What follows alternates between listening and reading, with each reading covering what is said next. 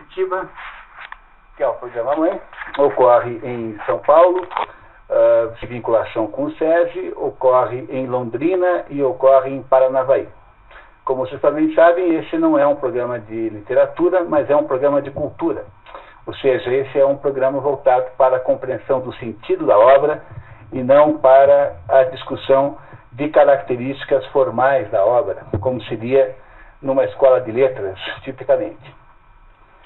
Esse programa também, como vocês já sabem, ele dispensa a leitura prévia da obra, embora a recomende fortemente, porque é claro que quanto mais a gente lê, melhor a gente aproveita. Mas há aqui sempre um resumo, de modo que não é necessário e imprescindível que vocês tenham lido a obra antes. Queria também aproveitar e anunciar aqui a presença da Laure Giseland, que está ali, que é a diretora da Aliança Francesa de Curitiba, nossa diretora competentíssima lá na Aliança Francesa. Ela é francesa e já esteve no Brasil em outra ocasião, em Goiânia, e agora dirige aqui a Aliança de Curitiba. Bem-vinda, Laure. Muito bem. A Laure é formada, tem formação em assuntos de teatro e de cultura. E dizer que, caso que alguém precise, estão ali disponíveis com a Patrícia folhetos do curso Expedições pelo Mundo da Cultura em São Paulo, para quem tenha lá amigos ou conhecidos que deseja entregar. E começar então a nossa tarde de hoje com uma das mais extraordinárias obras já produzidas, chamada Édipo Rei, que é mais uma peça grega. Nós já tivemos aqui uma outra obra de Sófocles, chamada Antígona. Édipo Rei, Édipo em Colono e Antígona perfazem as três juntas uma trilogia, chamada trilogia tebana, embora, rigorosamente falando, seja uma trilogia falsa, porque não foram apresentadas juntas. Para quem não lembra, no teatro grego, para que a gente possa entender um pouquinho de teatro grego, nós temos que tirar da cabeça algumas ideias e noções que nós temos sobre o teatro moderno, né? Então, o teatro grego não era como o teatro moderno. Primeiro, ele não era um teatro permanente. Ele acontecia nos festivais públicos, sobretudo no Festival de Dionísio, que era um festival anual. Tinha em Atenas, ainda existem lá as ruínas, né, de um grande teatro chamado Teatro de Dionísio, onde havia então uma grande festa anual, e aí apresentavam-se os dramaturgos, todos eles obrigatoriamente com 3 peças. Daí então o fato de haver muitas trilogias, ou seja, peças que se encadeiam sobre a mesma temática. A segunda coisa importante saber sobre o teatro grego é que o teatro grego não é um teatro de variedades para hoje, não é um teatro sentimental, não é um teatro preocupado com questões de natureza emocional, de natureza romântica. O teatro grego é sempre político. Todo teatro grego tem uma motivação política.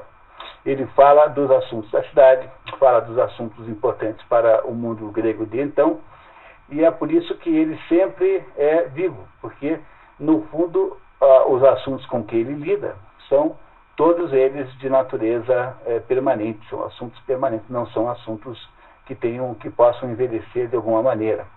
Então, o teatro grego é todo político, e só entendemos que ele é político quando a gente lembra que o que caracterizava a Hélade naquela época é um sistema de cidades-estado, cidades-estados que são autônomas praticamente, que têm uma homogeneidade cultural imensa, cidades pequenas, com pouca gente, muito pequenas, isoladas pelo mar entre si, e que são compostas por pessoas que não têm nenhuma divergência de visão de mundo. Os gregos de Atenas, os gregos de Tebas, os gregos de Corinto, os gregos de Esparta, cada um desses grupos de gregos aí é completamente homogêneo.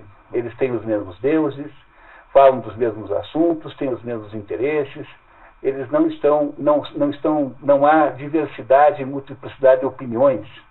A ideia da multiplicidade de opiniões só vem ao mundo muito mais tarde com Sócrates. Sócrates é o inaugurador da filosofia, na medida em que a filosofia representa a possibilidade da divergência, mas o teatro grego não era assim. O teatro grego era completamente homogêneo e falava das mesmas coisas o tempo todo. A terceira característica do teatro grego, que nós não podemos nunca esquecer, é que não há nenhuma originalidade nas temáticas. Quer dizer, não há um teatro grego, o dramaturgo não está interessado em inventar um tema novo. Os temas são todos antiquíssimos. Todo mundo sabe quem é Édipo, todo mundo sabe quem é Jocasta. Quando os espectadores vão lá ouvir a peça, ninguém se surpreende com o enredo. O enredo é sempre antigo. Hoje em dia é que nós temos essa ideia de que há a necessidade de haver uma originalidade, mas no teatro grego não é assim. Quer dizer, eu já fiz aí até esse estudo, até passei um discurso para vocês aí. No fundo, os assuntos que sobraram das peças gregas, sobraram só 33 peças trágicas, só 33.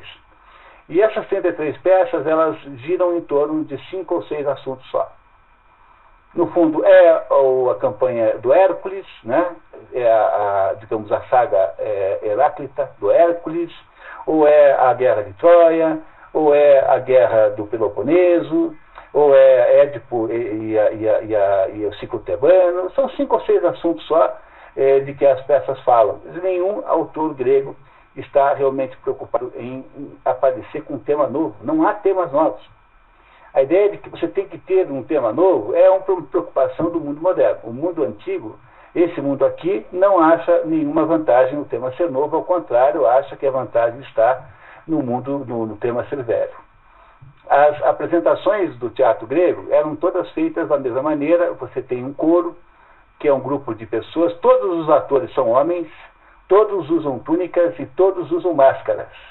Não há nenhuma mobilidade cênica, não há coreografia, não há nenhuma noção de disposição no palco que seja dinâmica, e é um teatro recitado, mais ou menos, e que não tem pretensões de natureza visual. O teatro grego não é visual. Apesar de que há uma porção de coisas que a gente não sabe. Por exemplo, as estátuas que hoje nós admiramos por causa da sua aparência marmórea, né? Aquelas estátuas eram todas pintadas de verde, azul, vermelho, amarelo. Era a coisa mais medonha que se possa conceber. É uma dessas surpresas sobre o mundo antigo, né? A outra surpresa, pior de todas, é a ideia de que o vinho da última ceia teria sido vinho branco doce. Tipo assim, vinho do avô. Né? E isso não pode haver coisa mais contra, digamos assim, mais decepcionante do que essa perspectiva. Né? De acordo com os enólogos, os vinhos naquela época eram todos doces, porque eles estavam em latitudes que não podiam não ser doces. Bom, em todo caso, é muito importante entender, quando se estuda teatro antigo, que o teatro antigo não é como o teatro moderno. Ele não tem as mesmas pretensões, ele não fala das mesmas coisas, ele é um teatro institucional, digamos assim. E os autores recebem prêmios nos festivais de Dionísio. Prêmios que são muito importantes, e houve aí um caso, uma coincidência histórica notável, que em um certo período da vida do teatro grego, houve aí a coincidência desses 3 grandes dramaturgos, digamos, na sequência de nascimento: Ésquilo, Sófocles e Eurípides. Esses 3 aí foram os 3 maiores dramaturgos gregos. E quando eu digo dramaturgo, estou falando de autores de tragédias, porque a comédia, que é um pouco diferente do conceito moderno de comédia, na verdade o que eles faziam lá era mais sátiras do que comédia, é representada apenas pelo Aristófanes, que é um autor de importância menor. Quer dizer, não dá para você comparar Aristófanes com os outros 3. O Aristófanes faz aquelas coisas engraçadinhas, tal, mas não é a mesma coisa. Né? Então, o auge da poesia, o auge do teatro grego foram esses 3 aí, sendo o Sófocles, esse que nós vamos falar hoje, sendo aquele bem no meio do grupo. O que significa mais ou menos que nunca a primavera vem para um jardim só. Há uma coincidência interessante: os 3 filósofos gregos também quase foram contemporâneos. Veja, Sócrates morreu 15 ou 16 anos antes do nascimento de Aristóteles, mas foi por pouco. E você também tem, no tempo do teatro clássico francês, você tem o convívio simultâneo de Corneille, mais Molière e Racine. Os três grandes teatrólogos conviveram, se conheceram, brigaram, tiveram divergências entre eles. Então há determinadas épocas da história que são extraordinariamente férteis de gênios, como aconteceu entre o final do século XIX e o início do século XX na cultura alemã austríaca, em que apareceram aí Robert Musil, Hermann Brock, mais o Jacob Wassermann, e um pouco mais acima o Thomas Mann. Isso não é qualquer um que faz uma reunião de gênios desse tamanho em qualquer momento da história. No caso do austríaco foi assim, quer dizer, foi genérico. Então, de vez em quando acontece isso, e na Grécia aconteceu isso também. E quase sempre se diz que o que o teatro grego vem fazer é tentar substituir a religião grega, que já está em decadência nesse momento. O teatro grego acontece aí lá pelo ano 500, 600. Vocês receberam aí uma cronologia? Olhem, por favor, ali, por gentileza. Aí um teatro grego, cronologia circunstanciada. Então temos aí a ideia mais ou menos das datas relativas aí. O auge do teatro grego aí, né, 430, vamos imaginar assim. Esta peça foi encenada pela primeira vez em 430, contado aí de trás para frente, né? Reparado, né? É claro que os gregos não contavam o calendário de trás para frente. Quem conta o calendário de trás para frente fomos nós, porque os gregos não faziam a menor ideia que o dia ia fazer isso com eles, né? Tá? Mas então a Antígona não está aí, está ali encenado o Édipo Rei de Sófocles em 430. Essa é mais ou menos o auge do teatro grego. O teatro grego, depois, com a morte desses três gênios, ele vai perdendo importância e é substituído automaticamente pela filosofia. Então, cai o teatro, cai a religião grega, o teatro assume a posição de ser, digamos assim, o luzeiro central de onde você produz alguma luz. Aí, quando o teatro começa a decair, a filosofia assume o lugar. Sócrates, Platão, Aristóteles. E quando Aristóteles morre finalmente em 322, aí então entra-se numa vala negra de miséria intelectual na Grécia, tendo sido Aristóteles substituído por tipos como Diógenes e Epicuro, enfim, pessoas absolutamente desclassificadas em termos intelectuais, e isso tudo só irá ressurgir alguma coisa na Europa quando você tem o advento do cristianismo, 300 anos depois. A Grécia nunca mais teve importância cultural no mundo. Hoje a Grécia é apenas um balneário, não tem importância cultural. Nós não vamos olhar aqui para essa cronologia, é uma cronologia muito útil, vocês terem isso como referência, que dá uma ideia dos tempos aí relativos entre essas diversas coisas. Mas eu queria muito que vocês lembrassem isso que eu disse a vocês sobre o teatro, para vocês não acharem que se trata... Hoje em dia a gente faz encenação de Édipo Rei. Só que o encenador moderno não só está preocupado com aspectos da obra que não tinham importância para um grego, como o faz dentro de um contexto, digamos, muito diferente do que era o contexto grego. O contexto grego era da apresentação oficial, só existia esse teatro estatal na Grécia.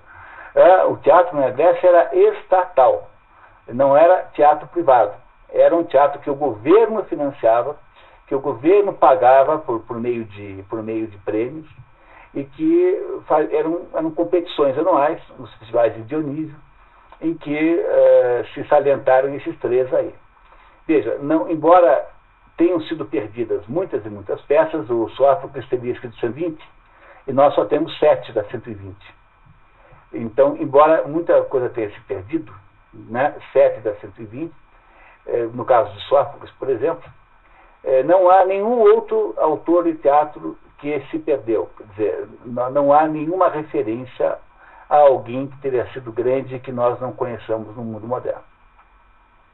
Isso é uma coisa muito boa, porque é sinal de que, embora o tempo não tenha sido completamente generoso, nós também não perdemos aí, mais ou menos, não perdemos aí a essência, o essencial da obra grega.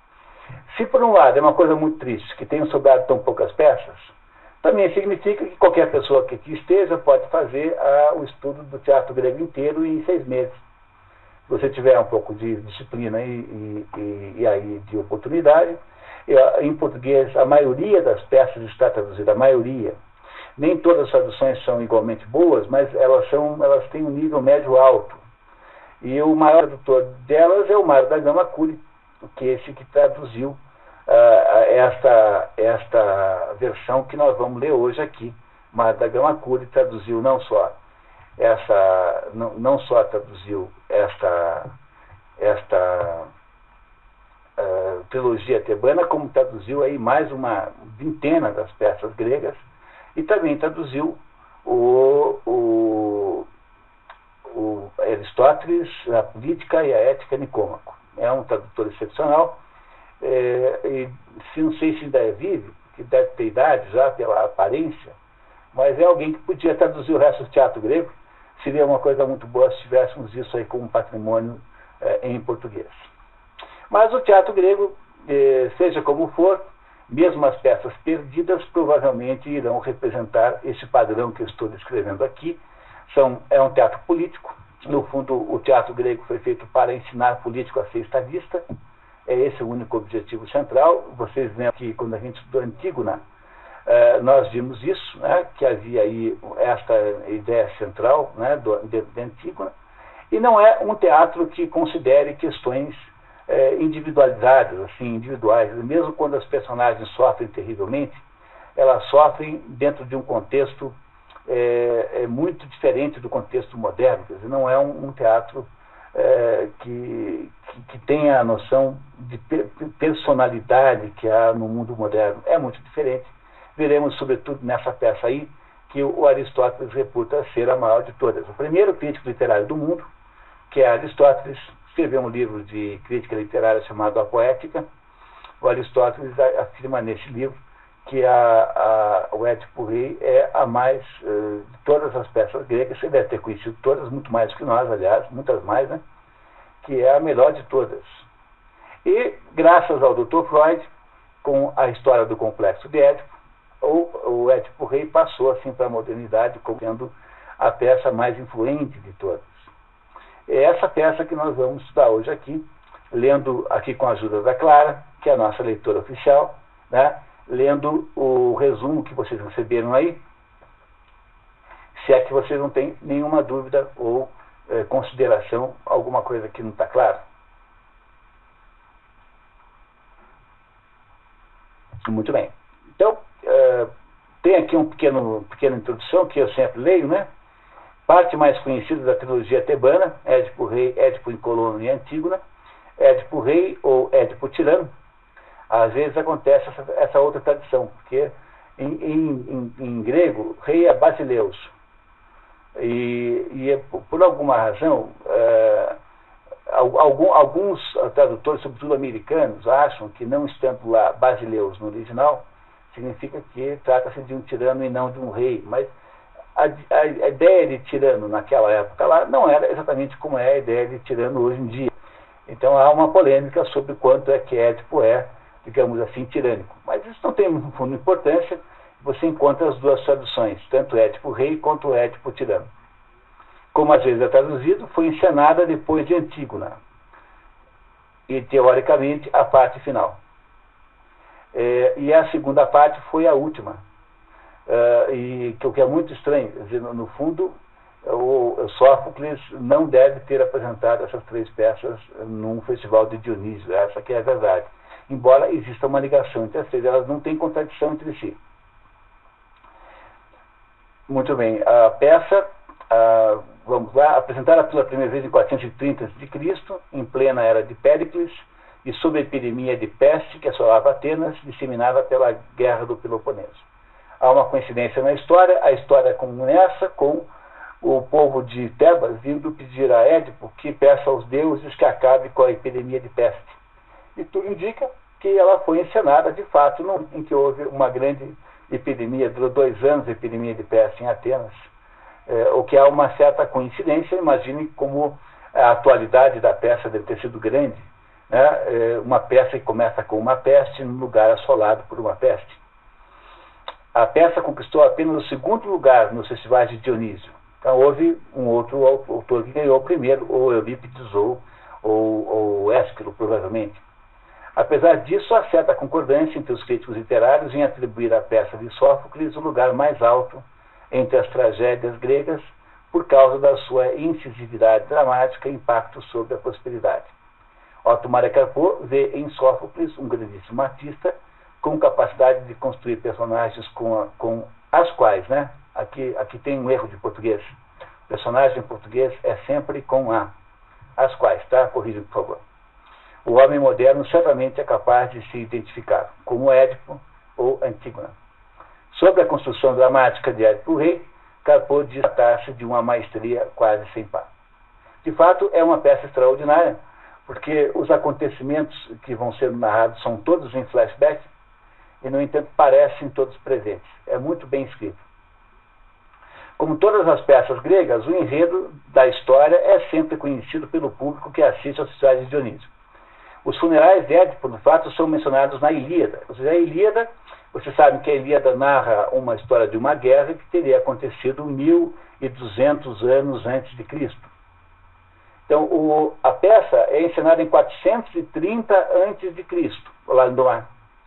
Mas os acontecimentos que ela narra teriam acontecido antes da Guerra de Troia. Porque se está na Ilíada, certamente aconteceram antes da Guerra de Troia, que teria sido em 1.200 a.C. Ou seja, isso que a história que nós vamos ver de Édipo é uma espécie de mito já, é quase um mito, é mais do que uma história. Já se transformou em mitologia. Quer dizer, a história é muito, muito, muito distante do momento em que ela foi ensinada. Então, na Ilíada diz ali, ó, tá vendo? Tem aqui eu fiz aqui a transcrição dos cantos da Ilíada, onde aparece ali, ó, alça-se apenas Euríalo, o herói de presença divina de Mecisteu descendente, o famoso e viril Taliônida, que certa vez foi a Tebas e a todos os filhos de Cádmo nos jogos fúnebres de Édipo, audaz e glorioso venceram. Depois que morre alguém, faz jogos fúnebres. Os filhos de Cádmo são os tebanos. Cádmo seria o fundador de Tebas. Então, faz na Ilíada a menção a um certo fulano, que na Guerra de Troia, que teria vencido os festivais fúnebres depois da morte de Édipo. Portanto, na Ilíada já aparece Édipo, muito anterior, portanto, à época em que nós estamos lendo aqui, em que foi escrita a peça. E a trama aparece na Odisseia, quando da visita de Odisseu ao Hades e de seu encontro com Epicasta. E na literatura homérica, a Jocasta chama-se sempre Epicasta. Então, na literatura teatral, em todas as peças de teatro, a Jocasta chama Jocasta. Mas na literatura homérica, Hesíodo, Homero, ela se chama Epicasta. É a mesma pessoa, no entanto. Tá? Então, na Odisseia, quem ouviu aqui a Odisseia, viu que o Odisseu vai ao inferno, ao Hades, e lá ele encontra a Jocasta. E diz assim, vi depois dela a mãe de Édipo, a bela rainha Epicasta, a quem o filho, assassino do pai, por esposa tomara. Então, está aí a história de Édipo referenciada tanto na Ilíada quanto na Odisseia, muito antes, 600 anos antes desta peça ser escrita. Portanto, são mitos, era um mito que já existia na Grécia nessa época. Além de Sófocles, a história de Édipo foi representada por Ésquilo na sua trilogia tebana, Laio, Édipo e Sete contra Tebas. São as três peças, o nome das três peças de Ésquilo, de que só chegou a nós Sete contra Tebas, as outras se perderam. E Eurípides também tem uma trilogia tebana, cujos nomes nós nem sabemos.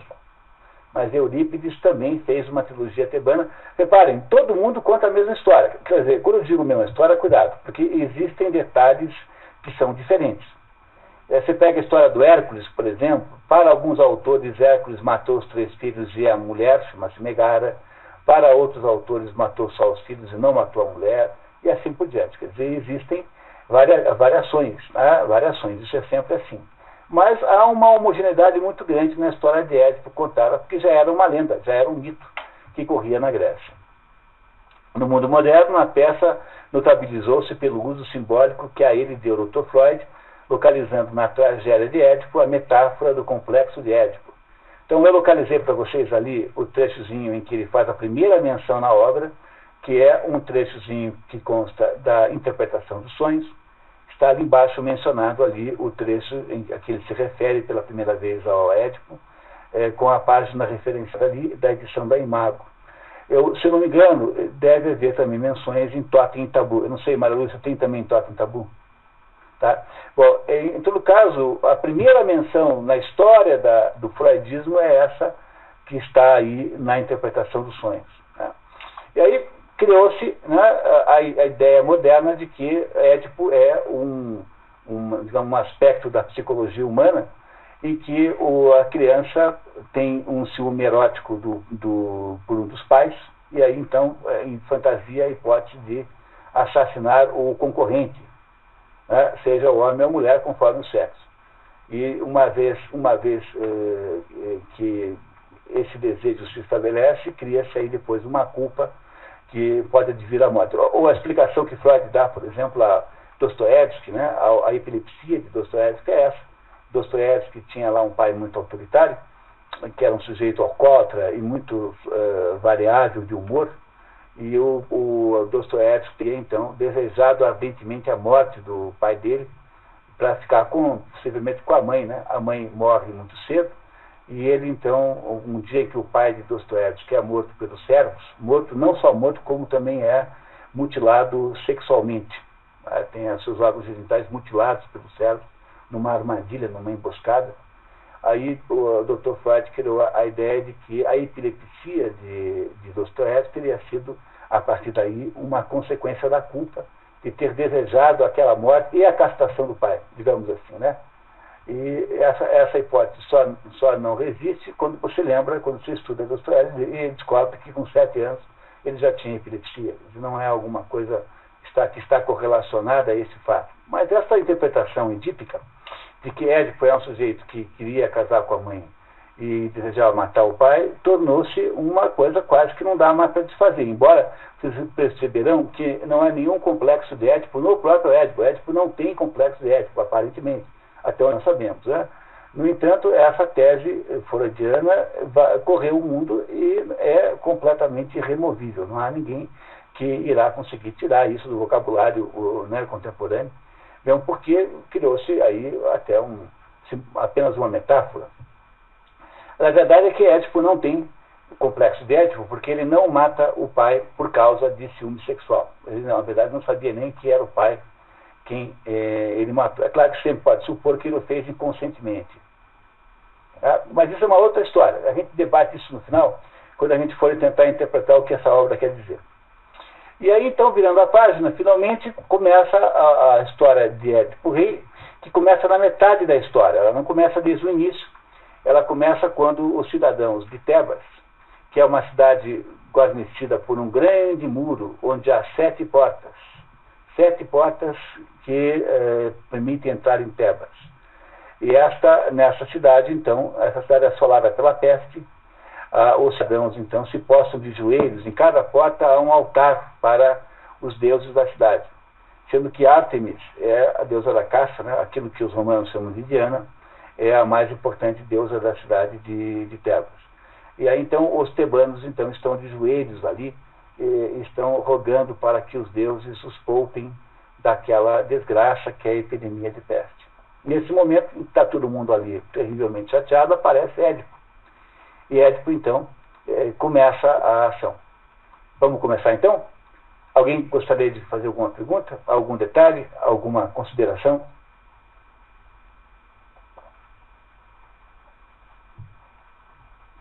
Muito bem. Então, a Clara vai nos ajudar a ler. Filha, por favor. Tá? Tem que ligar. Tá ligado? Tá. Não. Vamos trocar aqui? Só um pouquinho.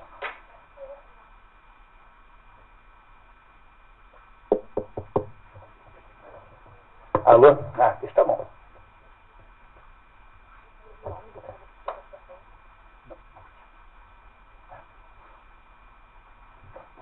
Então, apenas para fazer um resumo das personagens, né?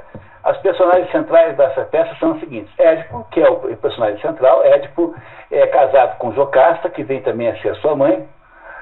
mulher-mãe, ou melhor, mãe e mulher, né? Porque a maternidade precede o matrimônio, né? O aspecto maternal precede o aspecto conjugal. Esses dois têm 4 filhos. Ninguém sabe exatamente qual é a sequência, mas tudo indica que a sequência é: o mais velho chama-se Polinices, o segundo mais velho chama-se Etéocles, são 2 rapazes, daí a Antígona, que é a primeira moça, e a Ismene, que é a 4ª personagem. A mulher, a mãe dessas 4 crianças, e mãe e mulher de Édipo, chama-se Jocasta. No teatro grego é sempre Jocasta, apenas na literatura homérica chama-se Epicasta. E esta mulher, a Jocasta, tem um irmão chamado Creonte. E na história aqui que nós estamos lendo, tudo indica que a Jocasta deve ter alguma coisa como 50 anos. Por aí, 50 anos de idade, mais ou menos. Não poderia ter muito menos do que isso para poder justificar todas essas atribulações. Também queria muito que vocês lembrassem que não é para ficar lidando com isso aqui como se fosse inquérito policial. Quer dizer, existem algumas situações aqui extremamente forçadas, como verossimilhança, que, aliás, o Aristóteles, na Poética, já disse que algumas situações são muito falsas. E isso é assim porque, afinal, o problema aqui do autor é da intensidade dramática apenas. Então, às vezes, a gente acha difícil de entender algumas sequências. E coisas que são distantes aparecem juntas. Isso é uma coisa natural no teatro grego. Ele não tem essa preocupação com a verossimilhança como teríamos no teatro moderno, mais ou menos. Então, essas são as personagens centrais. Além da filha, existe o Tiresias. O Tiresias é um vidente que é cego e anda guiado por um menino. E o Tiresias é aquele mesmo Tiresias que na Antígona diz para o Creonte que se ele não se comportar e não fizer lá o que a Antígona está dizendo, vai acontecer uma desgraça. Ele é o vidente mais famoso de toda a literatura grega, o Tiresias. Ele depois ele morre e depois ele encontra-se, o Odisseu o encontra lá no inferno, no Hades. Então ele participa de uma enorme quantidade de histórias. Então o Tiresias. E aí, fora isso, apenas personagens circunstanciais. Há um coro, esqueci de falar para vocês, mas o coro no teatro grego é sempre a voz do povo. O coro é sempre o que o povo acha. Então é como se tivesse começado o público falando na peça, que depois, mais tarde, com o aperfeiçoamento da técnica de teatro, em vez de ter o público falando no meio da peça, então tem uma personagem chamada coro, que é o povo falando. E o povo tem sempre um representante, sempre tem uma pessoa no coro chamado corifeu, que é quem fala em nome do coro. Às vezes o coro fala todo mundo junto, a mesma coisa, e às vezes o corifeu fala em nome do coro. Mas o corifeu ou o coro são ambos representantes da opinião pública. Então quase sempre são opiniões assim, meio de bom senso. Olha, tenha juízo, cuidado, preste atenção, olha o que você vai fazer. São assim expressões mais ou menos que os populares fariam. Um certo bom senso popular, é esse o papel do coro. Tudo indica que isso nasceu como contribuições do povo mesmo. Depois viraram uma personagem na técnica teatral grega. É isso então, pessoal? Então lembrem, a peste está assolando a cidade de Tebas e o povo está lá preocupado, vai pedir ao Édipo, que é o rei de Tebas, que interceda sobre a peste. E aí, mais ou menos, vai se contando toda a história a partir disso. Começamos então? Por favor. Édipo, rei de Tebas, dirige-se aos suplicantes, populares que se postam ajoelhados nos degraus dos 7 altares correspondentes a cada porta da cidadela de Tebas. Por que esta atitude? Que receio tendes? Que pretendeis? Apresso-me em assegurar-vos que meu intuito é socorrer-vos plenamente. Se não me sensibilizassem vossas súplicas, eu estaria então imune a qualquer dor. O sacerdote de Zeus adianta-se e comunica ao rei as desgraças da cidade. Isso parece estranho, porque é óbvio que ele já sabia quais eram as desgraças, né? Não há nenhuma novidade para Édipo, mas aqui há um sentido simbólico de que o rei é uma espécie de Deus. O rei, no conceito grego, né, funciona como um representante de Deus. Então, comunicar ao rei aquilo que ele já sabe é como fala-se com o rei. Veja, outra coisa importante aqui, a religião grega é muito diferente do que nós chamamos de religião aqui. Ela não tem livros sacros, ela não tem rituais coletivos, rituais, digamos, uniformes. Cada Deus tem um determinado tipo propõe um determinado tipo de ritualística. Os rituais são sempre baseados em sacrifícios de animais. Não é? E, sobretudo, só há uma única coisa que unifica a religião grega, uma única coisa, que é o oráculo. O oráculo, do qual o mais famoso é o de Delfos, oráculo de Apolo. Apolo é um deus que conversa com os humanos. Então, no oráculo de Delfos, você vai lá e faz uma pergunta para o sacerdote ou sacerdotisa, de modo geral, sacerdotisa. E a sacerdotisa, então, responde aquela pergunta. Se você se lembra na apologia de Sócrates, que Sócrates chama a sua defesa o fato de que alguém foi lá ao oráculo de Delfos e perguntou assim: quem é o ser humano mais inteligente? E o oráculo tinha dito que era Sócrates. Isso acontece lá na apologia de Sócrates. Então o oráculo, ele não só explica coisas, como faz previsões. O único problema que tem é que o oráculo é o tal do Apolo. O Apolo é o deus que conversa via sacerdote com o perguntador, digamos assim. Só que o Apolo tem entre os seus apelidos o nome de Loxias, pois ele também é chamado de Lício. E é por isso que a escola do Aristóteles é Liceu, porque ficava lá perto do lugar onde havia um templo a Apolo Lício. Mas o Loxias é outro apelido de Apolo. E Loxias significa o oblíquo. Quer dizer, o sujeito conta para você as coisas, mas não conta com uma clareza límpida, de modo que sempre fica meio ambíguo aquilo que ele diz. Então a única coisa que unifica a religião grega é a existência dos processos oraculares, que é aquela ideia de que você vai no templo, conversa com a sacerdotisa, tem que levar lá uma oferenda, que variava lá de época em época, e fazer uma pergunta. E a sacerdotisa, então, conta para você a resposta do Deus. Então, o negócio do Delfos, o oráculo de Delfos, de Apolo, era o mais importante, digamos, a única coisa que centralizava a religião grega. Tanto é que o templo de Delfos, de Apolo em Delfos, é considerado o centro do mundo para um grego. Então, a religião grega, mais ou menos, se mistura com essa estruturação. Tá certo? Então, continuamos. Esse sacerdote é um sacerdote que fica na cidade, provavelmente de Apolo. Nós não sabemos. Siga, por favor.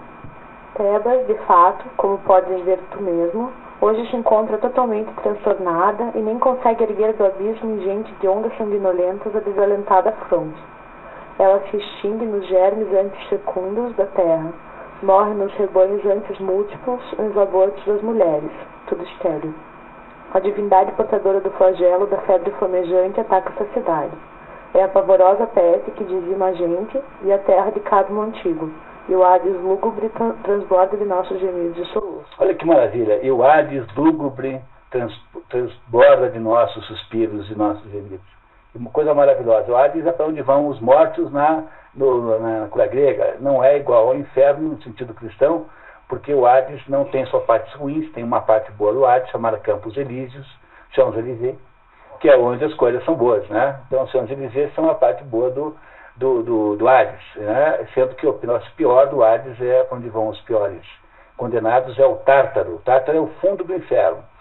Então, o Hades não é com o nosso conceito de inferno, porque vai todo mundo para o Hades, exceto aqueles que são deuses. Hércules não foi para o Hades porque Deus o salvou no último minuto, mas teria ido para o Hades normalmente, Zeus, né? Teria ido para o Hades de modo geral. Então, o Hades é um outro mundo onde a gente vai morar depois da morte.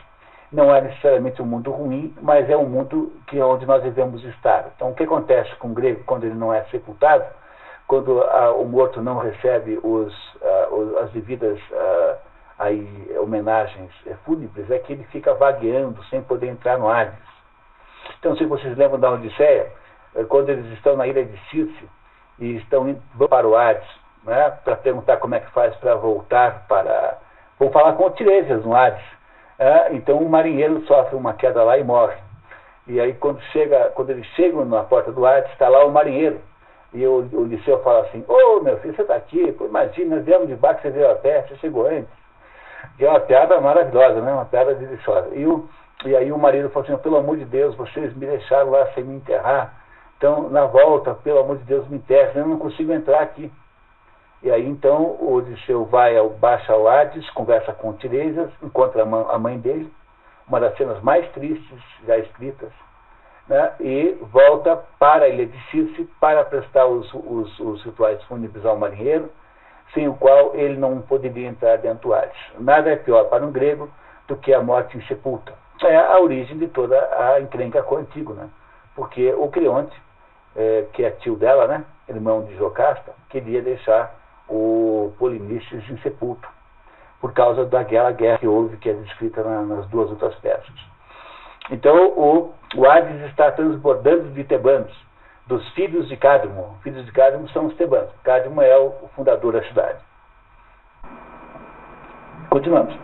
O sacerdote pede a Édipo ajuda, lembrando de seus feitos passados.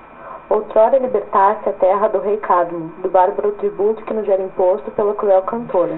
A cruel cantora não é aquela Tetê Espino insuportável, né? Podia alguém imaginar que se tratasse daquela Tetê Espino. A cruel cantora é a Esfinge. A Esfinge, o que é a Esfinge? Então agora começa a se contar a história. O Édipo, ele não é natural de Tebas, não era de lá. Ele apenas está em Tebas porque muitos anos antes, talvez 20 anos mais ou menos, 16 anos, 15 anos antes, ele teria libertado Tebas da maldição da Esfinge. Esfinge é um monstro mitológico que é composto de... tem uma parte leão, uma parte mulher, né?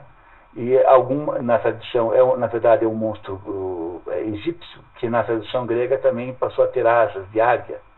E esse monstro, então, submetia cada passante a um enigma, uma charada. E aqueles que não decifravam eram comidos automaticamente. E a charada era assim: qual é o animal que de manhã anda com 4 patas, ao meio-dia com 2 e ao entardecer com 3? Vocês, por favor, descubram isso, porque vocês perceberam que não saber a resposta para isso é perigosíssimo. É o homem, porque de manhã engatinha, né, quando é criança, na vida normal adulta anda com 2 pernas e na velhice anda com uma bengala. Na verdade, essa explicação é um pouco mais profunda do que isso, mas, em princípio, Édipo resolveu esse enigma, e a tal da cruel cantora pulou lá de um barranco, lá de um precipício, e morreu. Pois a Esfinge morre. E por causa da solução desse enigma, é que ele, Édipo, tornou-se rei de Tebas.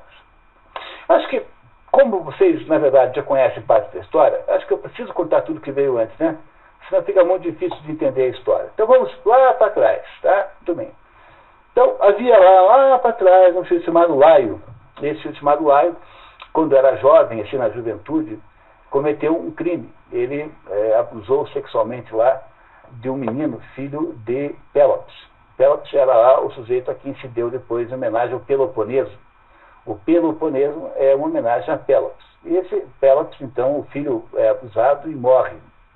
Então, ele, como ficou com raiva do Laio, ele jogou uma praga no Laio que atingiria até a 3ª geração, dizendo que ele, Laio, não iria ter descendentes. E o Laio cresceu, né, virou assim, um adulto e casou com uma moça chamada Casta. Essa Jocasta devia ter aí, sei lá, aqui 16 anos, 14 anos, 15 anos, a idade aí que uma mocinha grega casava. E aí, na hora que eles casam, tem um filho, nasce um belo dia um menino. E o Laio tinha ficado impressionado com aquela praga do Pélops. Ele vai ao oráculo de Delfos, consultar o oráculo. E o oráculo diz assim: olha, esse menino aí que nasceu irá matá-lo e irá casar com a mãe dele, com a sua mulher. Como o Laio acreditava nisso, ele pegou aquele menino e decidiu, ele e a Jocasta juntos, decidem que vão matá-lo. Como é que se matavam crianças nessa época? Matavam-se crianças pela exposição. O que é exposição?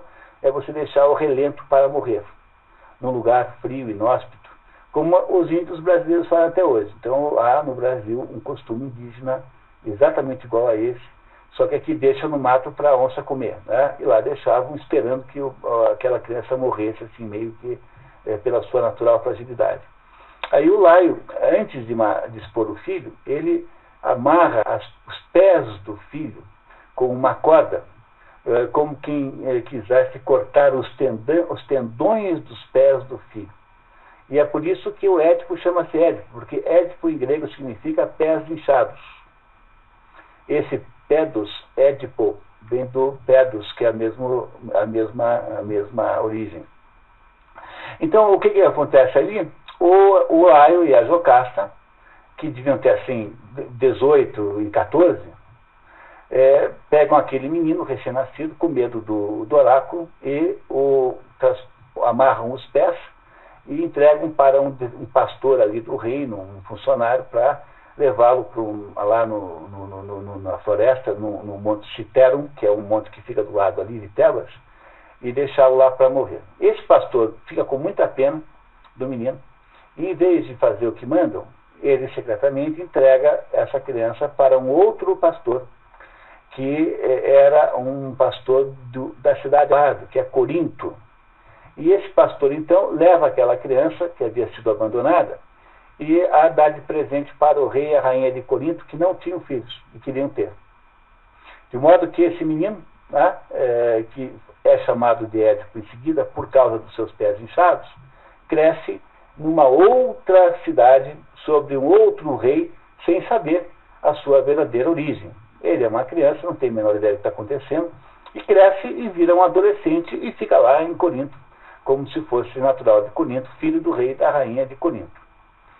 Um belo dia, numa tarde, assim, numa noite, num bar, sei lá o que, numa taberna daquelas, ele entra lá, começa a discutir com um outro amigo, um outro conhecido, e começa uma briga, uma discussão, e esse companheiro de bebida, assim, do Édipo, o chama de adotado.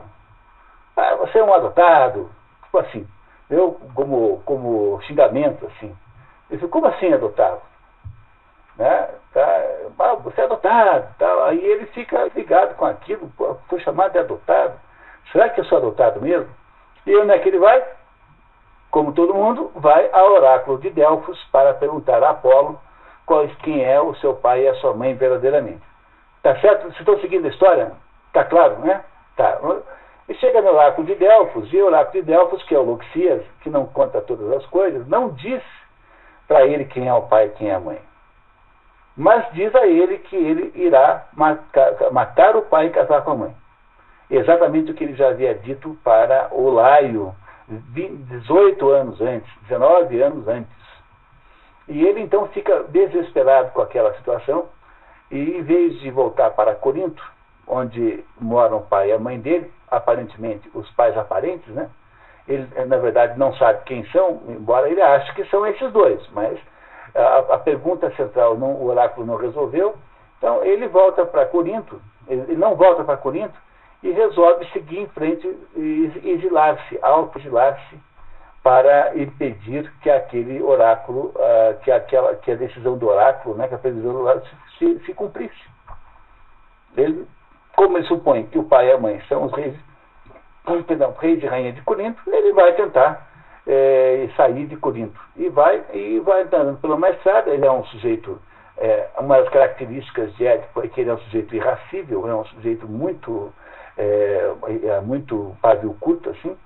E ele, de repente, chega assim e tem 3 estradas que se confluem e só passa um carro de cada vez. Chega lá e tem uma comitiva com 5 acompanhantes de um sujeito que tem uma aparência muito nobre, né? E ele, então, começa a discutir com essa comitiva quem é que vai para frente. E o tal do fulano lá que está dirigindo que está sendo levado, né? O agride, ou então um dos criados o agride com um chicote, assim, e ele irrita-se, mata todo mundo. Mata os 5 não, matou 4, porque um fugiu. Um dos criados fugiu. Ele mata, então, o velho e mata os 4 servos que não conseguiram fugir a tempo. Matou-os normalmente, como se fosse uma briga, assim, um desentendimento de Estado, e vai embora. Quando ele vai mais para frente, chega perto de Tebas, que é de onde vinha a tal da comitiva. Não é isso que você já sabe quem é que era o fulano que estava dentro. Né? Quem estava dentro era o Laio, o pai dele, sem que ele soubesse que aquela pessoa que estava ali era o pai dele. E aquela comitiva, né, ele chegando perto de Tebas, ele descobre que havia lá em Tebas esta desgraça chamada Esfinge, que é a cantora maldita aqui, TT Espíndola aqui, né? Que a Esfinge fazia essa chantagem com os passantes e que o rei tinha estabelecido um prêmio para quem a matasse. Ele então, Laio, o Édipo, sem saber que aquele que ele matou era o rei, ele vai procurar a Esfinge para resolver o problema. A Esfinge então pergunta qual é o animal que de manhã anda com 4 patas, ao meio-dia com 2 e no entardecer com 3. E ele então descobre e a Esfinge se mata. Como ele desvendou a Esfinge, e nessa altura já se sabia que o rei tinha sido morto, embora ele não fizesse de modo nenhum a ligação entre o assassinato que ele perpetrou e o assassinato do rei, o Creonte, que era irmão de Jocasta, né, portanto o cunhado do rei, já havia aumentado o prêmio, dizendo que quem quer que dissolvesse a Esfinge, né, que a matasse, iria casar com a Jocasta e, ao mesmo tempo, receber o trono de Tebas como consequência disso. É claro que isso parece um pouco inconsistente, porque tudo isso não teria dado tempo até que isso acontecesse, compreenderam? Isso é um dos problemas dessa narrativa, porque as coisas estão muito sintetizadas no tempo, quando na verdade elas tomariam mais tempo. Mas não tem importância, isso não estraga a história. E aí então, o Édipo, tendo feito a morte da Esfinge, casa-se com a Jocasta, a rainha viúva, que vem a ser nada mais nada menos do que a sua própria mãe, e herda o trono de Tebas. E é um governante aparentemente bem-sucedido durante muitos anos.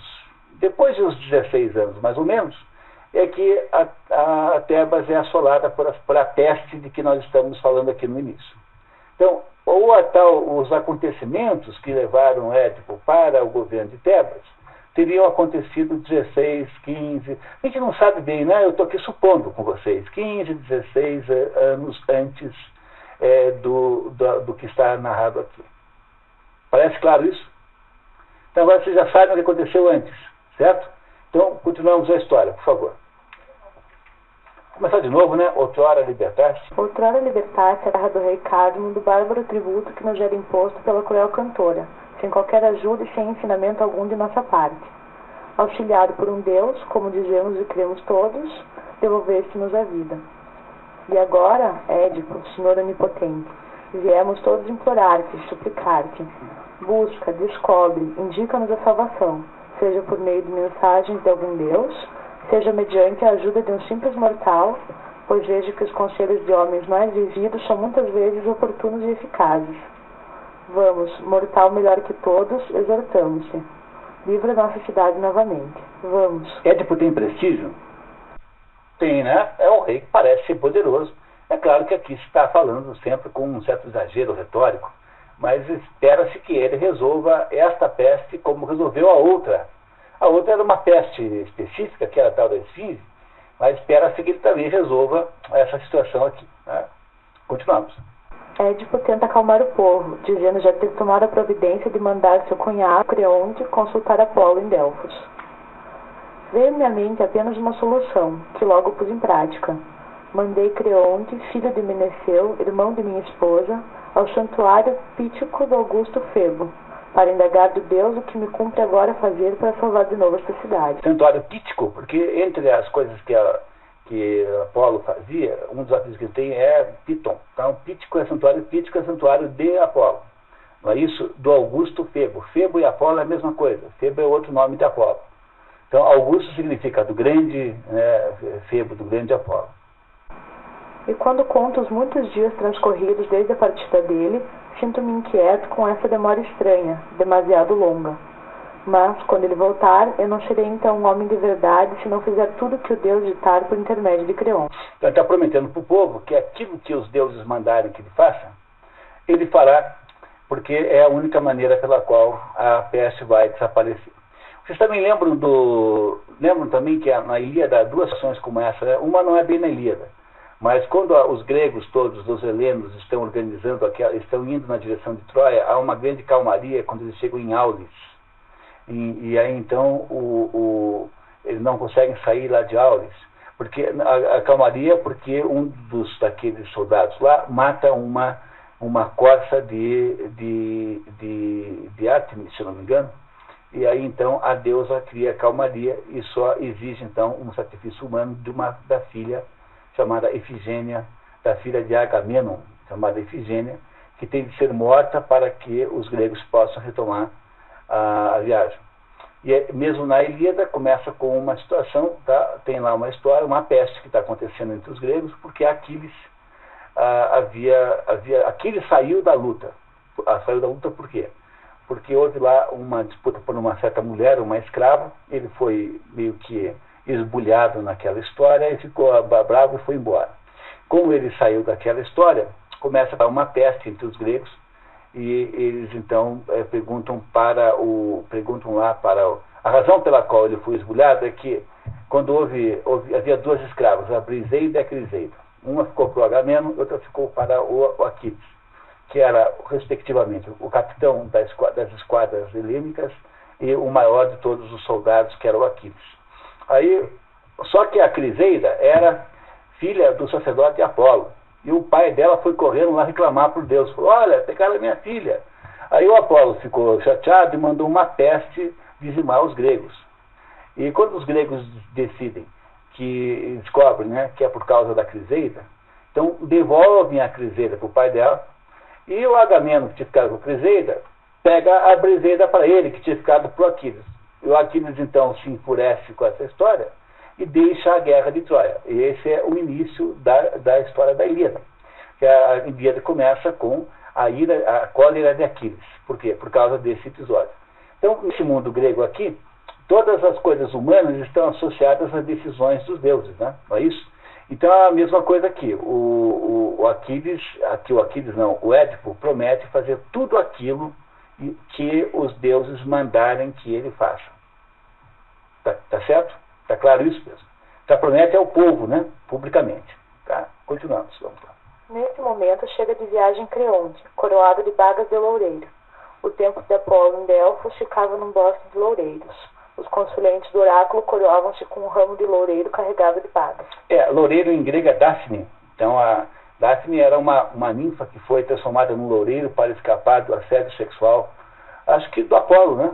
Do Apolo, isso mesmo. Por isso aqui era um próprio bosque de Apolo.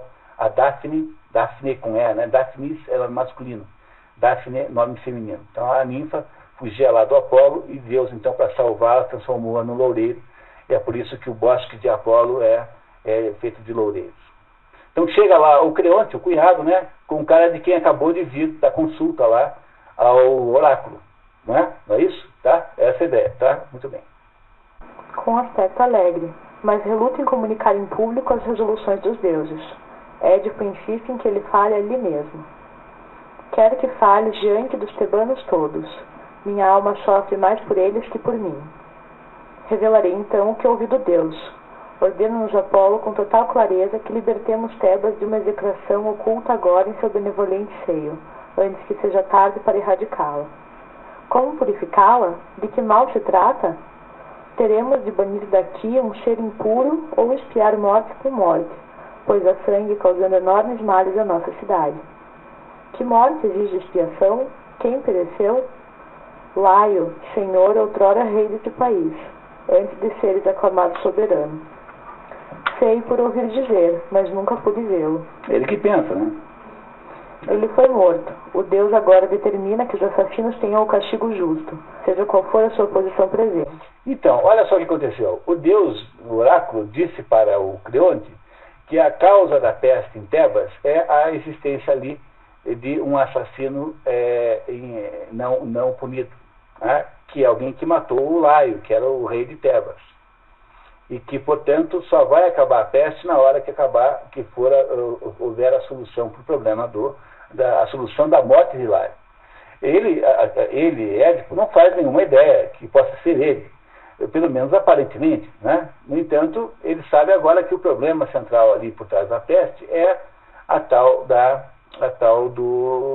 morte não esclarecida de Laio. Tá? Muito bem, continuamos. Pois não.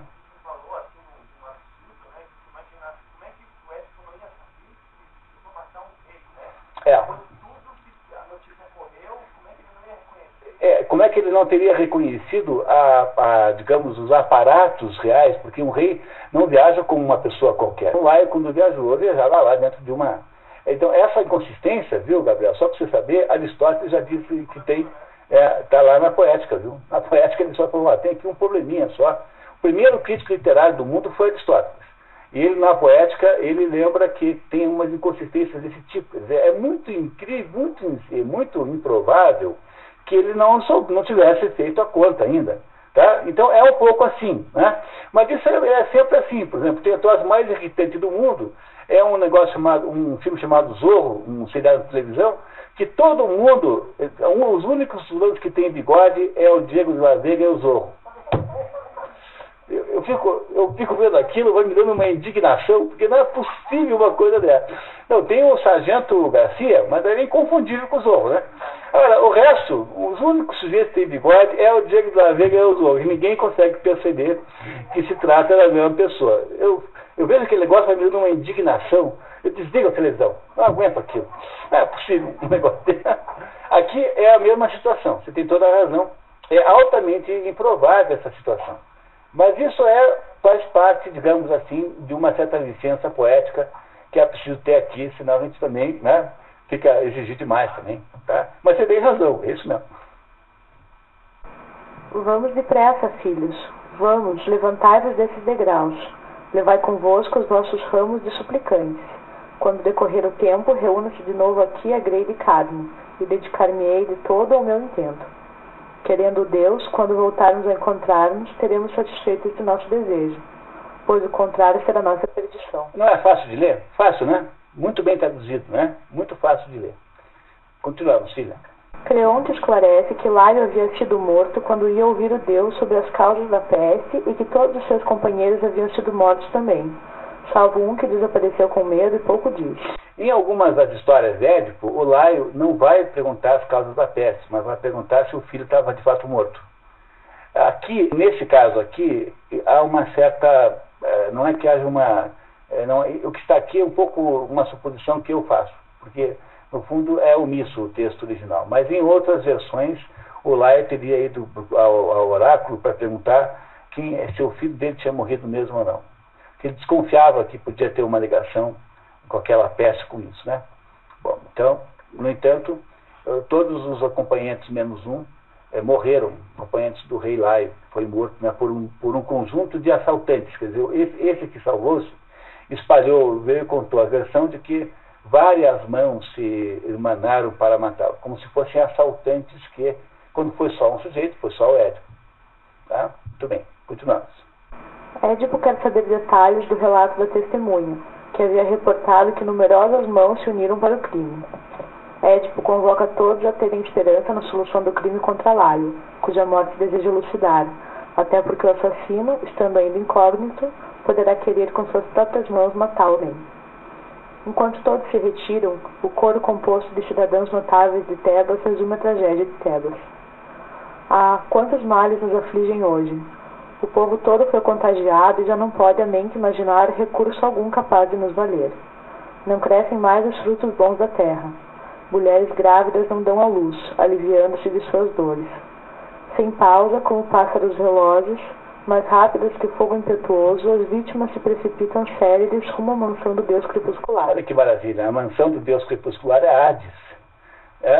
Os três deuses que repartiram o mundo, depois da última briga que houve no Olimpo, foi Zeus, que ficou com os céus, o Poseidon, Poseidon é a mesma pessoa, né, que os romanos chamam de Netuno, que ficou com os mares, e Hades, ou Plutão, os romanos chamam Hades e Plutão. E os romanos chamam Zeus de Saturno, que é o nome romano de Zeus. Então sempre há nomes romanos para nomes gregos, cuidado, porque nem sempre há uma equivalência total. E a Terra ficou dividida os três, mas o Hades é o dono dos infernos. Ele não só, os infernos também chamam de Hades, então é o nome que se dá tanto para os infernos como para o Deus que os comanda, que é o dono da mansão do Deus. O Deus crepuscular é Hades, ou seja, o Deus dos infernos. Tebas perece com seus habitantes e sem cuidados, sem serem chorados, ficam no chão, aos montes, os cadáveres, expostos, provocando novas mortes. Esposas, mães com seus cabelos brancos, choram junto aos altares, nos degraus, onde gemendo imploram compungidas o fim de tão amargas provações. Não é bonito isso, pessoal? Do seu ponto de vista poético, independentemente do sentido, vocês não acham isso uma maravilha? São construções linguísticas perfeitas, maravilhosas, níveis de qualidade literária que é difícil de reproduzir igual, sabe? Claro, é de uma outra época, é uma linguagem diferente da moderna, mas são extraordinários, como poesia extraordinária.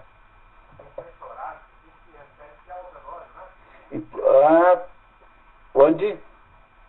Qual é a linha? Sem serem chorados, sem serem homenageados, sem terem recebido os ritos funerários. Quer dizer, tudo fabricação de fantasma, né? Essas pessoas que não são devidamente pranteadas, todos os povos da antiguidade inventaram os ritos funerários com o objetivo de impedir os fantasmas, impedir que depois da morte os restos psíquicos das pessoas que morreram fiquem por aí soltos aí. Então, o rito funerário tem esse objetivo de produzir assim uma espécie de limpeza aí dos resquícios psíquicos. Por isso é que eles existem, tá? São universais, os ritos funerários. O coro suplica a Zeus e a deusa Ártemis, guardiã de Tebas, que intercedam junto a Ares para poupar a cidade, e também pede ajuda a Apolo e Baco. Ares é o que os romanos chamam de Marte. Ares é o deus da guerra, mas não é só na guerra física, na guerra muscular, mas também é o deus das pestes. Tudo que tem a ver com morte e matança é Ares que cuida. Então Ares também cuida das pestes. Os romanos chamam Ares de Marte, tá? Mas é parecido, é quase a mesma pessoa. Édipo reaparece, vindo do palácio, e ordena aos cidadãos do coro que revelem quem havia matado Laio, prometendo ao culpado, ao se denunciar, se tebano, no máximo o exílio. Como o coro não indica ninguém, Édipo decreta. Ele já tinha feito um esforço para descobrir quem foi? Não era? Então ele acha que os cidadãos notáveis foi um deles, porque o coro é composto de cidadãos notáveis. Então ele vem com uma grosseria sem par e exige que o culpado apareça. Certamente ele acha que um deles, daqueles cidadãos ali, é o verdadeiro assassino. E ele então agora faz essa maldição, né? Quando ninguém aparece se acusando, né? Ele faz essa maldição aqui. O criminoso ignoto, seja ele um só ou acompliciado, peço agora aos deuses que viva na desgraça miseravelmente.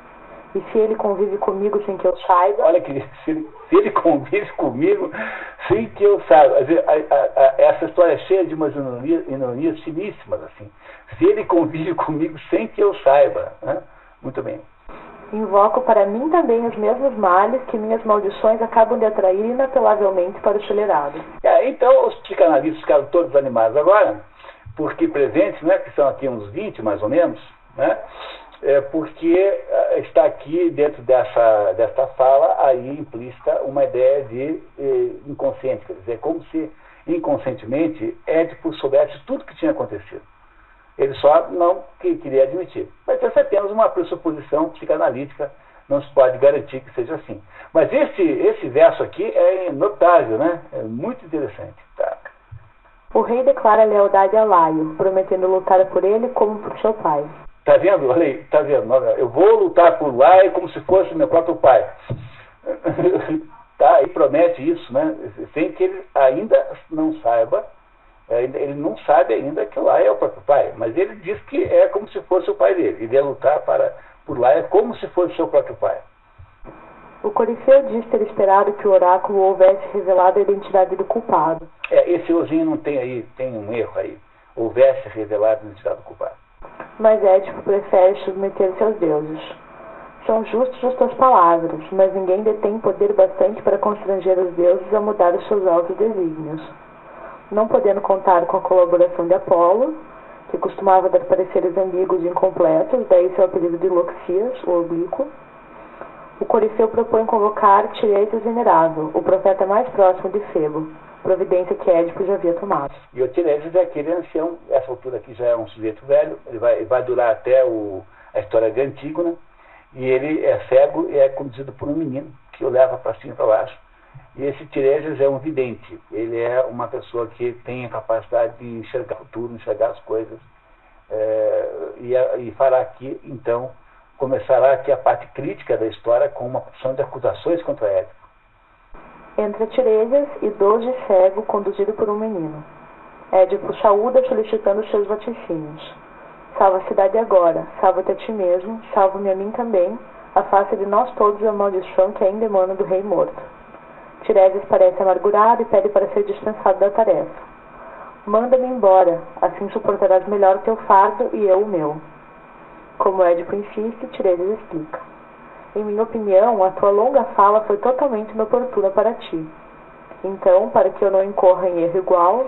O Tiresias não quer ter que dizer a verdade, né? O Tiresias está querendo desconversar o rei para ele, Tiresias, não contar aquilo que ele tem que contar, que o assassino que eles estão procurando é o próprio Édipo. Muito bem. Como o vidente resiste, Édipo acusa de ter articulado e até mesmo consumado o crime contra Laio. Vocês repararam que de vez em quando o Édipo é capaz de grandes atos de irritabilidade, de agressividade, de violência. Ele primeiro, quando houve o episódio daquele encontro fatídico, ele comportou-se muito impetuosamente. Ele agora está acusando o Tiresias de ser o autor do crime. Ele fará ao longo de toda a história determinados momentos em que ele se coloca assim, numa postura de impulsividade agressiva insuportável, que é o caso, né? Não é isso?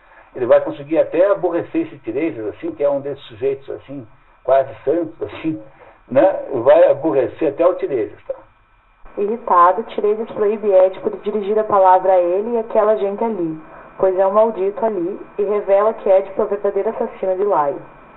Quanta insolência mostras ao falar assim? Não vês que aonde quer que vá será punido? Sou livre, trago em mim a impávida verdade. A impávida é sem pavor, né? A verdade sem medo. De quem a recebeste? Foi tua arte? De ti. Forçaste-me a falar, malgrado meu. Que dizes? Fala novamente. Vamos, fala. Não pude ainda compreender tuas palavras. Não percebeste logo? Queres que eu repita? Parece-me difícil entender-te. Fala. Pois ouve bem. És o assassino que procuras. E aí? Quer dizer, pela primeira vez na história, o Édipo é acusado diretamente de ser o assassino de Laio. Nesse momento, né, pelo vidente, que é um sujeito respeitado, cuja opinião é levada em conta e que aparentemente, né, não tem nada a perder com isso. E esse ponto aqui é mais ou menos a divisão de águas na história, porque até então, todos os assistentes sabiam que ele era o assassino, né, porque a história é velha para burro, né? Não é isso? Né? Ninguém tinha dúvida disso, mas o que está aí no Sófocles de original é o modo como ele faz o Tiresias contar isso para Édipo. Então, nesse momento, criou-se um fato novo que divide a história em duas. Agora, Édipo, que precisa resolver o problema da peste, e só se faz com o justiçamento do verdadeiro assassino de Laio, descobre que ele é o assassino de Laio. Portanto, a solução do problema da peste depende da sua própria desgraça. Ele, no entanto, resiste. Ele não aceita aquela acusação. E imagina, então, com base em meras suposições, que o Tiresias e o Creonte estão mais ou menos combinados para roubar-lhe o trono. Que o Creonte, seu cunhado, está querendo pegar o lugar dele, então inventou esse jeito de criminalizá-lo a ele, Édipo. Coisa muito improvável de dar certo, porque se isso não for certo, os deuses não cancelarão a peste, né? Portanto, é difícil de funcionar essa tese do Édipo, porque ele de fato acredita nos deuses. Não é isso, Gabriel? Tá, muito bem. Vocês estão seguindo a história? Tá clara a história? Muito bem, continuamos então. Édipo não aceita a acusação, ameaça Tiresias e diz que a existência do vidente é uma noite interminável. Porque ele é cego, né? O que é uma espécie de falta até de generosidade, né? Jamais conseguirá fazer-me mal, Tiresias, nem as demais que podem contemplar a luz. Édipo, inconformado, acusa o vidente de conspirar com seu cunhado Creonte. Bens deste mundo, e força, e superior talento, dons desta vida cheia de rivalidades, que imensa inveja provocais, preciosas dádivas. Por causa do poder que Tebas me outorgou como um presente, sem um gesto meu de empenho, Creonte, em tempos de do amigo fiel, agora se insinua insidiosamente por trás de mim e anseia por aniquilar-me, levado por um feiticeiro, charlatão, conspirador que só tem olhos para o ouro e é cego em sua própria arte e em tudo mais. Então aqui o Édipo, não aceitando a acusação de ser ele o assassino, está dizendo que o Tiresias, com pago, né, por causa de ouro, está associado ao Creonte, que o está traindo para ficar com o trono de Tebas. Muito bem. O Coriceu pede calma, mas Tiresias revida. Minha cegueira provocou injúrias tuas, pois ouve. Os olhos teus são bons e todavia não vejo os males todos que te envolvem, nem onde moras, nem com que mulher te deitas. Olha só, veja que coisa, né? Você tem olhos bons, mas você não sabe nem quem é a mulher com quem você dorme. Porque ele não sabe que a mulher com quem ele dorme é a mãe dele. Não é isso, tá? Sabes de quem nasceste? És odioso. E essa frase é uma frase, digamos assim, chave em toda a história. Sabes de quem nasceste? Essa é uma pergunta que mais ou menos representa toda a obra. És odioso aos teus, aos mortos como aos vivos, e o açoite duplo da maldição de tua mãe e de teu pai há de expulsar-te um dia em vergonhosa fuga de nossa terra, a ti, que agora tudo vês, mas brevemente enxergarás somente sombras. Olha só que vaticínio, né? Se ele enxergará somente sombras, ou ele morrerá e verá apenas as sombras do Hades, ou então perderá a visão, né? Uma das duas coisas. E todos os lugares hão de ouvir bem cedo os teus lamentos. Logo o Citero inteiro responderá aos teus gemidos dolorosos, quando afinal compreenderes em que núpcias vivias dentro desta casa, onde encontraste após viagem tão feliz um porto horrível. Onde encontraste após viagem tão feliz, que foi a viagem de fuga de Corinto, um porto tão horrível. Citerum é um monte ao longo de Tebas, onde ele, Édipo, teria sido deixado para morrer exposto quando criança. Não sei se vocês têm a percepção da grandeza poética que são esses versos todos aqui. De como isso é extraordinário, é bonito, de como isso é bem feito, como isso é inteligente. Né? Literatura de primeiríssima qualidade. Também ignoras muitas outras desventuras que te reduzirão às justas proporções e te farão igual aos filhos que geraste. Sentir-te-ás um dia tão aniquilado como jamais homem algum foi neste mundo. Pronto, então o Tiresias, que está muito irritado por ser chamado de conspirador, agora diz todas as coisas com uma clareza total para Édipo, que continua furioso com a ideia sem aceitar a verdade, sem aceitar aquilo como verdade. Continua resistindo enormemente àquela possibilidade. Antes de sair, Tiresias vaticina. Já me refiro, mas direi antes de ir, sem nada recear, o que me trouxe aqui, pois teu poder não basta para destruir-me. Agora ouve. O homem que vem te procurando entre ameaças e discursos incessantes sobre o crime contra o rei Laio, esse homem, Édipo, está aqui em Tebas e se faz passar por estrangeiro. Mas todos verão bem cedo que ele nasceu aqui e essa revelação não há de lhe proporcionar prazer algum. Ele, que agora vê demais, ficará cego. Ele, que agora é rico, pedirá esmolas e arrastará seus passos em terras de exílio, tateando o chão à sua frente com um bordão. Com um bordão. Tateando o chão à frente com um bordão. Quem será que era, de fato, a pergunta da Esfinge, né? De quem que ela estava falando, em última análise? Porque é dele mesmo que a Esfinge estava falando. Né? Se ele, quando nasceu, se ele foi mutilado quando nasceu, ele provavelmente, mesmo na época em que uma criança andaria normalmente, deve ter andado de 4 durante muito tempo, por causa dos pés, né, do aleijão que foi feito pelo seu próprio pai. É ele que andava de 4, é ele que anda depois com 2 pernas, e finalmente, no final da vida agora, porque cego, andará com um bordão, porque os cegos andam com bengala, né, com alguma coisa. Tem aqui, portanto, uma enorme possibilidade, no fundo aqui, isso é apenas uma suposição interpretativa, né? Mas se você pensar bem, combina muito com ele o próprio, porque o enigma da Esfinge, se você pensar bem, é super cretino, né?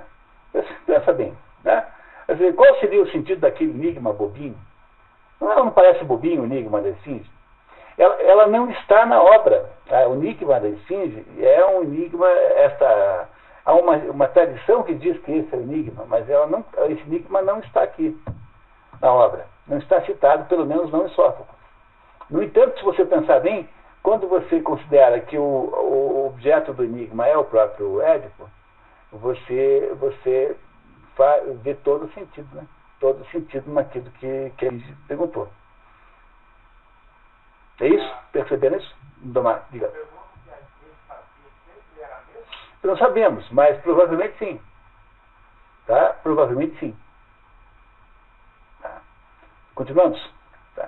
Dentro de pouco tempo saberão que ele ao mesmo tempo é irmão e pai dos muitos filhos com quem vive, filho e consorte da mulher de quem nasceu, e que ele fecundou a esposa do próprio pai depois de havê-lo assassinado. Direto objetivo, né? Sem nenhuma dúvida, sem nenhuma margem para dúvida. É isso que o Tiresias diz que vai acontecer com Édipo. Quer dizer, toda a verdade virá à tona.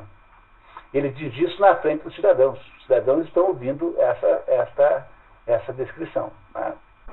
O coro recusa-se a aceitar a acusação de Tiresias contra Édipo e exorta o povo a procurar o assassino em outro lugar. Apesar das dúvidas que o adivinho havia posto na cabeça do coro, este permanece confiante na inocência do rei.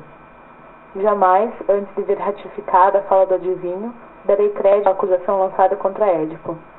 Sim, foi aos olhos dos tebanos todos que outrora a esfinge veio contra ele, e todos viram que Édipo era sábio e houve razões para que fosse amado por nosso povo. Diante desses fatos, jamais o acusarei de qualquer crime. E a opinião do coro, portanto, a opinião dos cidadãos, a opinião pública sobre esse assunto. Isso significa que Édipo não está totalmente comprometido publicamente, ele ainda tem uma margem de manobra. Ele não pode ser ainda acusado sem nenhuma dúvida, não, porque o Tiresias é apenas o Tiresias. E o Apolo, que é quem manda de verdade, não o acusou verdadeiramente. Ele tem, portanto, alguma chance de se defender ainda. Mas o que acontecerá em seguida é que outros elementos irão se assomar aqui para que não reste nenhuma dúvida sobre a culpa de Édipo. Está claro para vocês isso? Vocês estão seguindo a história? Está fazendo sentido? Então tá bem. Filha, por favor. Sai Tiresias guiado pelo menino e entra Creonte agitado por conta das acusações de conspiração que lhes havia lançado o rei, e emergindo do palácio, reitera. Creonte exige o direito de defender-se, mas Édipo, considerando que na época do assassinato Tiresias não havia dito nada, conclui que seu cunhado e o vidente haviam combinado tudo, e esta era a razão de Creonte o ter convencido a procurar Tiresias. O rei vê os dois mancomunados para tomar-lhe o poder. Creonte contra-argumenta dizendo que já tinha todo o poder que queria, como irmão da rainha, e desafia Édipo a consultar o oráculo. Fere a justiça para lhe dar levianamente os bons de maus e os maus de bons. Chega Jocasta, que intervém na discussão. Pela primeira vez agora aparece a rainha, que é irmã do Creonte, e mulher e mãe de Édipo, embora ela não saiba e ele não saiba. Aparentemente, vocês acham que o Édipo sabia nessa altura ou não? Você acha que ele já sabia que isso era verdade ou não? Então, a gente não sabe bem, né? Mas vai havendo assim uma espécie de crescendo, como se diz em música, né? Uma espécie de crescendo na direção de criminalizá-lo. Né? Ele é cada vez mais claramente o culpado, não é isso? Chega a Jocasta agora, encontra o irmão e o marido brigando, né? Os dois no bate-boca ali, no palácio. Tudo isso acontece em 2 horas no palácio. Toda essa ação. Né? E aí o que a Jocasta diz? Por que vos enfrentais nessa disputa estéril, desventurados? Não pensais? E não corais de pejo por alimentar vossas querelas em meio a tais calamidades para Tebas? Corais de pejo é vergonha, né? Você não tem vergonha de ficar brigando aqui enquanto está todo mundo morrendo de peste aí? É isso que ela diz para o irmão e para o marido e filho. Jocasta, secundada pelo coro, insiste com Édipo que aceita a palavra de Creonte, o que ele faz contrariado, prometendo que seu ódio é de segui-lo sempre. Isso é muito importante, pessoal, porque o Édipo acaba aceitando a pretensa inocência de Creonte, mas ele jura a Creonte ódio. Quer dizer, ele não é uma pessoa de emoções fáceis, ele é um sujeito irracível, ele é sentimental, ele é derrompante, tanto é que ele mata 5 pessoas numa briga de estrada, assim, sem saber quem são. Né? Ele é uma pessoa impulsivo, ele tem digamos assim, um comportamento instável. E ele, então, aqui jura ao cunhado ódio eterno. Apesar da mulher ter insistido na inocência, apesar de que o cunhado tem argumentos bons a seu favor, no entanto, ele jura à mulher, jura ao cunhado ódio eterno. Creonte comenta: vejo que cedes contrafeito, mas te censurarás mais tarde, quando essa cólera passar. Temperamentos como o teu atraem sempre sofrimentos. Muito profético, né? Temperamentos como o seu atraem muitos sofrimentos. Então, com isso, nós ficamos sabendo que o Édipo tem um determinado temperamento, tem um certo modo de ser que é muito ambíguo, né? Ele, ao mesmo tempo, parece ser um bom rei, ele, ao mesmo tempo, é sujeito dado a rompantes emocionais graves, assim, a grandes atitudes impensadas, algumas com consequências muito más. Não é? Parece ser assim a psicologia do Édipo. Vocês estão entendendo a história? Está clara essa história? Está bem claro isso? Tá? Muito bem, continuamos. Qualquer coisa, por favor, lembrem, é só perguntar que eu explico melhor. Creonte diz que deixará Tebas e sai. Enquanto isso, o Corifeu relata os acontecimentos da rainha, que tenta minimizar a capacidade dos adivinhos. Ela chega a dizer, olha, acabou de sair daqui o Tiresias, porque ela não ouviu essa conversa, né? Ele acabou de dizer que o Édipo casou com a mulher, não sei o quê, casou com a mãe, que o Édipo é que o verdadeiro assassino e tal. É isso que o Corifeu conta para a Jocasta. E como é que a Jocasta reage? A Jocasta tende a dizer, esse pessoal não entende nada dessas coisas. Adivinhos são citadores. É o que ela vai explicar aqui agora. Vai minimizar a tal do vaticínio do Tiresias. Não há razão, então, para inquietação. Ouve-me atentamente e ficarás sabendo que o dom divinatório não foi concedido a nenhum dos mortais. Em escassas palavras vou dar-te provas disso. Não direi que Febo, mas um dos seus intérpretes, há muito tempo comunicou a Laio, por meio de oráculos, que um filho meu e dele o assassinaria. Febo é o Apolo, né? Esqueci que Febo é Apolo. A origem do vaticínio sobre a linhagem tebana é a maldição de morrer sem filhos, que Pélops lançara sobre Laio por ser este, na juventude, abusado sexualmente de Crísipo, filho daquele. Pois apesar de seus oráculos notórios, todos afirmam que assaltantes de outras terras mataram Laio há anos numa encruzilhada. Vivia nosso filho seu terceiro dia, quando o rei Laio lhe amarrou os tornozelos e o pôs em mãos de estranhos, que o lançaram logo em precipícios da montanha inacessível. É isso que ela pensa que aconteceu com o filho, né? E queria muito chamar a atenção de vocês aqui, é importante que vocês entendam uma coisa agora, para entender a interpretação. Por que será que o Laio amarra os tornozelos do menino? Essa é uma pergunta fundamental nessa história. Né? Qual é o sentido no fundo, tem a ver com o sentido simbólico dos pés. Então, há dois episódios anteriores, dois grandes precedentes a isso. O primeiro é quando Tífon é inventado Tífon nasce para derrubar Zeus. E Tífon era um gigante enorme, muito poderoso, e quando, em um dado momento, Tífon consegue apoderar-se de Zeus, e o que ele faz é cortar os tendões de Zeus. O Tífon, para derrubar Zeus. O outro acontecimento associado a essa mesma ideia é o acontecimento do nascimento de Aquiles. Aquiles era filho de Tétis, que era uma ninfa com Zeus. E a mãe, a ninfa, mergulha a criança, quando ela nasce, no rio Estinge, que é um dos rios do inferno, e o segura pelos pés. E a criança, então, fica invulnerável a qualquer agressão humana, com exceção do calcanhar, porque é pelo calcanhar que a mãe de Aquiles segura o menino para ele dentro da água. Assim. Então, Aquiles só pode ser morto pelo calcanhar, e ele é morto finalmente na guerra de Troia por uma flechada disparada por Paris. Paris é aquele sujeitinho metrosexual que gerou aquela confusão toda, raptando a Helena, não é? Mas não pensem, pareceu que eu tenho alguma coisa contra o fulano, não, então tudo bem. O Paris atinge com uma flechada, com a mão conduzida por Apolo. Apolo é que, na verdade, atinge Aquiles, mas ele morre com uma flechada no calcanhar. E o terceiro ponto que eu queria que vocês lembrassem, presta atenção, é que na cultura cristã, católica, depois do carnaval, há uma cerimônia de lavagem dos pés. E essa cerimônia de lavagem dos pés não é apenas um ato de humildade. Quer dizer, há um sentido simbólico no pé, que é o que vai nos ajudar a entender aqui depois essa história. Então, depois a gente deixa para depois, para debater, só lembrá-los que não deve ser apenas uma coincidência ou uma arbitrariedade, que seja justamente o pé que eu tenha tentado aleijar no seu filho Édipo. Não é isso? Então ela está dizendo aqui para o coro, esses tais desses videntes aí são todos insultadores. Imagine que teve um que falou para o meu marido, quando nós tivemos filho, que o meu marido ia ser morto pelo filho.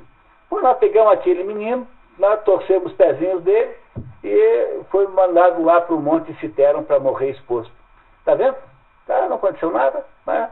E quem matou meu marido, na verdade, foram os assaltantes. Tá? Foram os assaltantes na estrada, na encruzilhada, e não foi nenhum filho. Tá? Isso é o que a Jocasta está dizendo para o corpo. Tá? Muito bem, continuamos. Naquele tempo, Apolo não realizou as predições. O filho único de Laio não se tornou o matador do próprio pai. Não se concretizaram as apreensões do rei, que tanto receava terminar seus dias golpeado pelo ser que lhe devia a vida. Falharam os oráculos. O próprio Deus evidencia seus desígnios quando quer, sem recorrer a intérpretes, somente ele. Diz assim a Jocasta, só Deus mesmo é que é capaz de dizer o que quer. Esses oráculos aí são todos os citadores mentirosos. Você não leve a sério. Tá certo? Sentindo aquela sensação de tentar fazer de conta que não é verdade o que é verdade, né? Quer dizer, tentar sustentar a falsidade por mais tempo sem conseguir. Não está bem contada essa história pelo Sófocles? Maravilhosamente bem contada, né? É uma maravilha de peça literária. Continuamos? Filha, por favor. Édipo fica muito perturbado ao ouvir o relato de sua mulher e quer saber exatamente onde havia ocorrido a morte de Laio.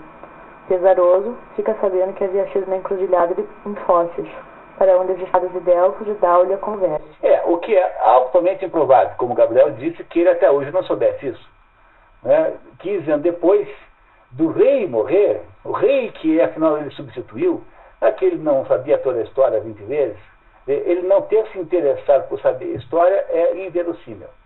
O Aristóteles já diz da poética que tem esse problema.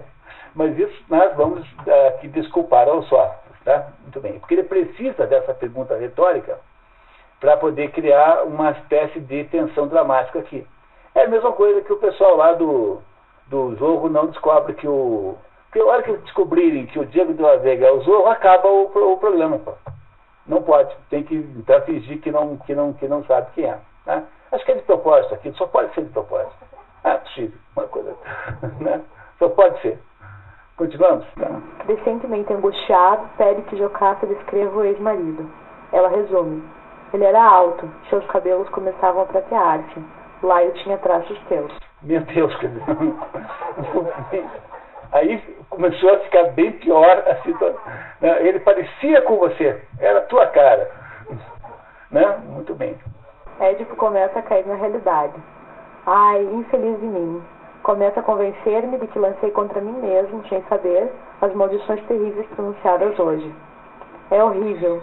Temo que Tiresias, mesmo cego, tenha enxergado, mas ainda quero ouvir uma palavra tua para esclarecer-me. Édipo continua o interrogatório e quer saber quantos havia na escolta do rei. Ao saber que eram 5, cada vez mais abalado, conclui. Ah, deuses, tudo agora é claro. Mas quem foi que outrora te comunicou estes detalhes? Um serviçal que se salvou ao regressar. Ainda se encontra no palácio esse criado? Não.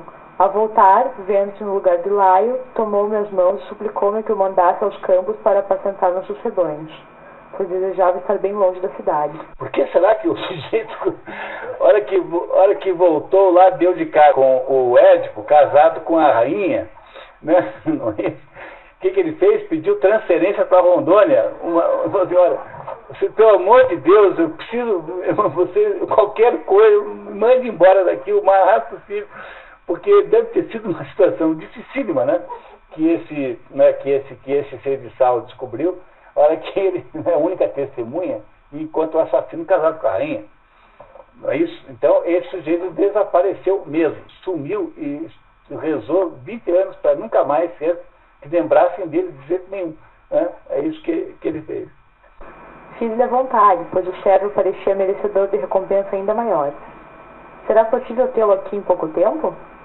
Enquanto o pastor testemunha é chamado, Jocasta quer uma palavra dele sobre os seus receios. Édipo relata. Meu pai é Pólibo, coríntio, minha mãe Mérope, dórica. Todos consideravam meu cidadão mais importante de Corinto. Verificou-se um dia um fato inesperado, motivo de surpresa enorme para mim. Embora no momento não me preocupasse, dadas as circunstâncias e os participantes. Foi numa festa. Um homem que bebeu demais embriagou-se e logo, sem qualquer motivo, pôs-se a insultar-me e me lançou o vitupério de ser filho adotivo. Depois revoltei-me. A custo me contive até final do dia. Bem cedo, na manhã seguinte, procurei meu pai e minha mãe e quis interrogá-los. Ambos mostraram-se sentidos com o ultraje, mas ainda assim o insulto sempre me doía. Gravaram-se profundamente em meu espírito. Sem o conhecimento de meus pais, um dia fui ao oráculo de Delfos, mas Apolo não se dignou de desfazer as minhas dúvidas. Anunciou-me claramente, todavia, maiores infortúnios, trágicos, terríveis. Eu me uniria um dia à minha própria mãe e mostraria aos homens descendência impura depois de assassinar o pai que me deu vida. Diante dessas predições, deixei Corinto guiando-me pelas estrelas, à procura de pouso bem distante, onde me exilaria e onde jamais se tornariam realidade, assim pensava eu, aquelas sordidezas prognosticadas pelo oráculo funesto. Cheguei um dia em minha marcha ao tal lugar onde, segundo dizes, o rei pereceu. E a ti, mulher, direi toda a verdade agora. Segui despreocupado a minha rota. Quando me aproximei da encruzilhada tríplice, vi um arauto à frente de um vistoso carro correndo em minha direção, em rumo inverso. No carro viajava um homem já maduro, com a compleição do que me descreveste há pouco. O arauto e o próprio passageiro me empurraram com violência para fora do caminho. Eu, encolerizado, devolvi o golpe do arauto. O passageiro, ao ver-me reagir, aproveitou o momento em que me aproximei do carro e me atingiu com um duplo chavilhão. Ferrão, tá? De cima para baixo, em cheio na cabeça. Como era de esperar, custou-lhe caro o feito. No mesmo instante, valendo-me de meu bordão, com esta minha mão feriu gravemente. Pendendo para o outro lado, ele caiu. Creio que também matei seus guardas todos. Se o viajante morto era de fato Laio, quem é mais infeliz que eu neste momento? Que homem poderia ser mais odiado pelos augustos deuses? Estrangeiro algum, concidadão algum, teria o direito de receber-me em sua casa, de falar-me. Todos deveriam repelir-me. E o que é pior, fui eu, não outro qualquer, quem pronunciou as maldições contra mim mesmo.